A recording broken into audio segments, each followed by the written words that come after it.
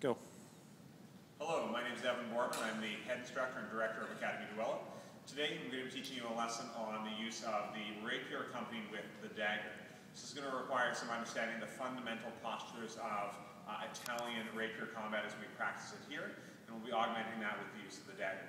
So first, with the dagger in your hand, the important part of holding the dagger is generally it's going to be held in a terza-like position. So my hand is resting on top of the dagger with my thumb resting, usually we call this the corner, so it is not quite at the edge, nor is it at the flat.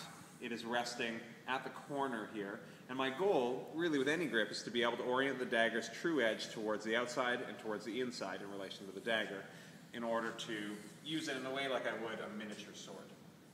So let's start with terza, and we're going to go through two different types of postures that we call the closed and open positions. So starting in a basic terza posture, the first position we're going to use is the closed position of terza.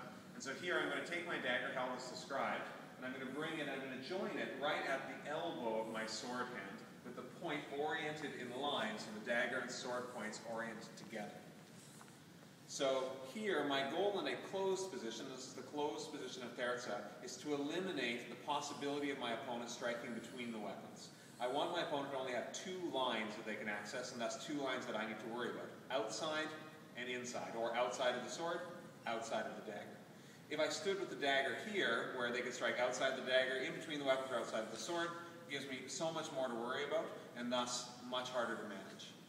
The alternate position that we can take is called an open position. So the open position creates the same function by taking the dagger to a position where there's really now only outside the sword, inside the sword, because the dagger itself is out of play, but still able to make a cover, but here there's no target outside of the dagger.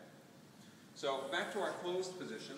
I'm going to go through the closed positions of each of the guards and give you an opportunity to see how each of them works, and then we'll look at the open positions of each guard. So terza, again, the closed position, I'm joining the dagger at about my elbow, points in line, eliminating that center line. Sometimes we'll even cross the dagger completely over the arm, depending on what we're creating. Coming into prima, I'm joining the dagger. It's in a terza position with the true edge oriented toward my outside of my sword. So I'm closing off that outside line. Both the sword and dagger are working together to cover that line. It's the closed position of prima, closed position of seconda. Here's the cool thing.